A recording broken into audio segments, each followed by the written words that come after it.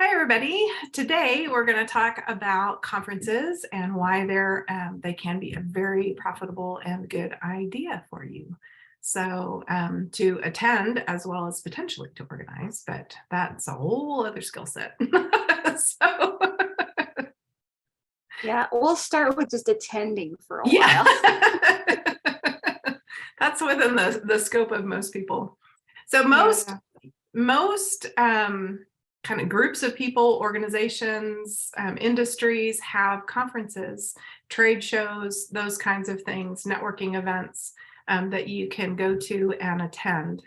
For those of us who are introverted, that we kind of can be fairly reluctant about just jumping in there and going out into the wide world of craziness. So I have been to couple conferences. I was trying to count, I wasn't counting well. Just in the recent months, two for sure, two author conferences. So, and one You of go the to a things, lot of I'm sorry, you go to a lot of stuff. I do. Well, that's funny because for whatever reason, I didn't travel much the first half of the year. And then like, so the end of Q3, Q4, I'm like going everywhere. So I would recommend, if you are an introvert, to space them out a little bit more and give yourself more time to recover. But because they can't, they can be a lot. There's and the tendency is to want to pack in everything that they've got available to you while you're there, because while I finally left my house, I might as well do all the things. So but there is something about going places and being there in person that you cannot approximate online. You can gather information. A lot of conferences, especially post the pandemic, have online options where you can, and from the comfort of your own home and in your pajamas, you can attend the conference and gather all of that information. And that's good. I'm not that, if that's what you can do, then that is definitely better than nothing. I don't want to imply that I think that's a bad thing to do. But when you're in, so much of what happens at a conference that is enormously beneficial, or can be, is what happens in the in-between times and in the in-between spaces that you don't have access to virtually. So the people that you get to meet, the relationships that you get to establish, sometimes just the casual random chats of, hey, what do you do? Oh, I do this. Oh, that's what I need. Or, hey, I know so and so that needs that. Then they can be life-changing events for you to attend, kind of those serendipitous occurrences with other attendees. So Yeah. I found that's more the value than anything else. Like I can go and set up my booth and do all my thing or whatever. And by the time there's the getting there and the booth fee and all of the rigmarole, I could have probably taken that same amount of time and money, channeled it into online marketing and come out ahead. Except there's always yes, that one person that you go there to meet yeah, that you end up meeting that you wouldn't have otherwise. And yeah, so I make it a point to get out now and then. And I haven't done much since COVID, actually, because I haven't found a lot to go to. But yeah. we are going to organize something here locally, and I'm part of putting that together. Thank goodness I'm not the head person, but Yeah, they're a lot of work. Events are a big deal. yeah. So yeah, and that's one of the events that I went to recently. Primarily, I went to because the speaker is someone who was he's older, very well. It's Dan Kennedy. He was old. He's older. I don't know how old he is. He's not like super old, but he was very ill a number of years back. So that may have been my only opportunity to see him in person. So I went. And then there was another conference that started the day after that. This was in Florida, in another part of Florida, just a couple hours away. So I was like, oh, well, I might as well go to that one too. So, and both of those conferences, I came away with them making connections that possibly, I mean, it's still early days, but possibly could revolutionize my business. So, one, for something that I felt God put on my heart last year that I just kind of had been preparing for. And I'm like, I don't know what to do with this. And then, I meet this guy and he's like, oh, hey, that's what I need. So actually, I didn't meet him there, interestingly enough. Right before they opened the doors, another guy came up and said, hey, we were chatting and he's like, well, what do you do? Or are you familiar with print on demand? And I said, well, yes, I am. He's like, oh, you need to go talk to this guy. And I'm like, okay. So he connected us via email. And so we're working on some pretty exciting plans. So, that was just similar to how you and I got together. Yeah. I'm kind of like, Lance Wallnau always calls it that, or used to talk about that. He's like Mr. Magoo, like everyone knows, he just kind of goes out there and like weird stuff happens. And I'm beginning to feel the same way. Wander around like Mr. Magoo talking in tongues till something happens. Yeah. I just like I'm wandering around and like, okay. I mean, I just literally went up there. The doors weren't open yet. I sat down and this guy came up to me. So kind of crazy. And then at the next conference, which was a writers conference, then it was like this, I kept hearing all of these different conversations with people and so, they were also, the topic was held and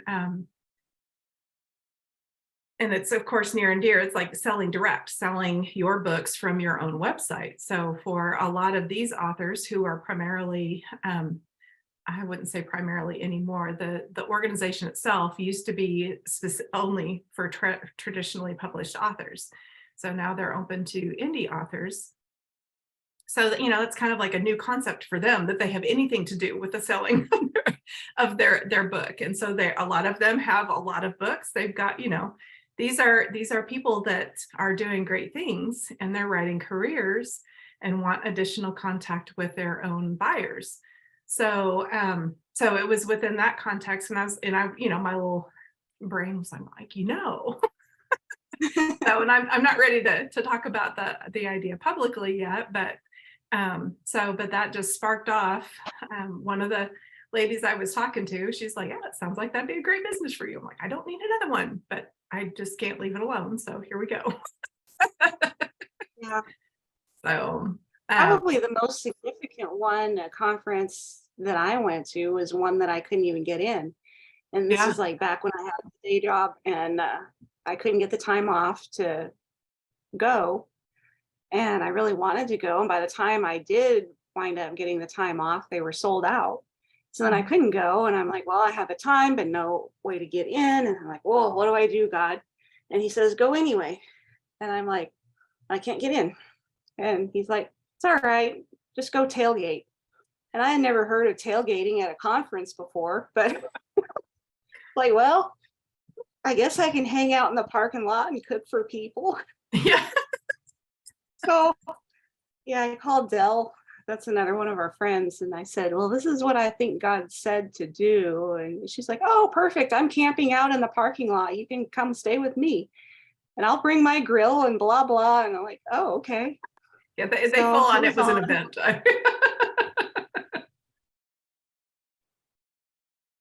Yeah, we had a buffet table and the whole works, and somebody did give up their tickets, so I did get in. And when I got in, everybody was really deliberate about where I was supposed to sit. And it was like this whole deal. They were very opinionated about this.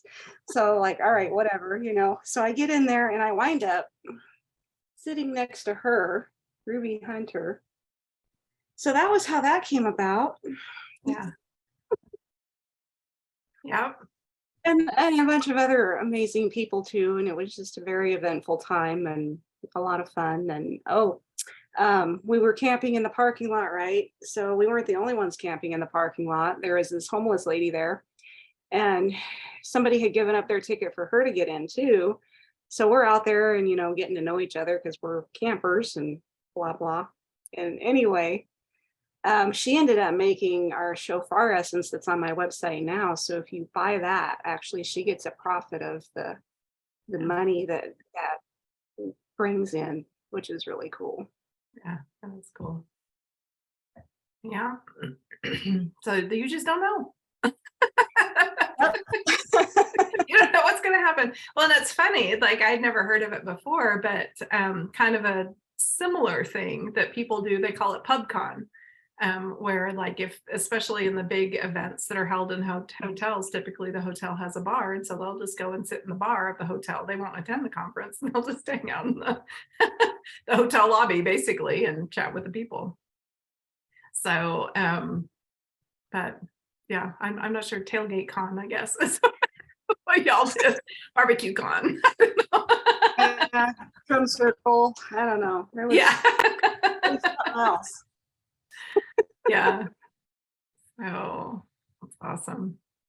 But we recommend that you guys take a look at different opportunities in your area as well as tangential to your areas. A lot of times you can pick up interesting ideas or tidbits or make good connections.